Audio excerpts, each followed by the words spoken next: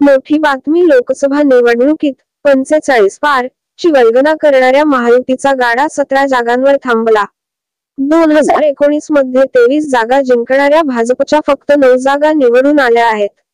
यानंतर महायुतीत शरद शिंदे आणि राष्ट्रवादी अजित पवार गटावर भाजपचे कार्यकर्ते आणि नेते नाराज असून विधानसभेला स्वबळाची भाषा करण्यात येत आहे। यातच भाजपच्या केंद्रीय नेतृत्वाने राज्यातील नेत्यांचे कान टोचले आहेत। स्वबळावर निवडणूक लढविण्याची भाषा करू नका, अशा शब्दांत भाजपचे निवडणूक प्रभारी केंद्रीय मंत्री भूपेंद्र यादव आणि अश्विनी वैष्णव यांनी शनिवारी झालेल्या बैठकीत तंबी दिली आहे। नरीमन पॉइंट येथील प्रदेश कार्यालयात शनिवारी महाराष्ट्र भाजपच्या कोर ग्रुपची बैठक झाली।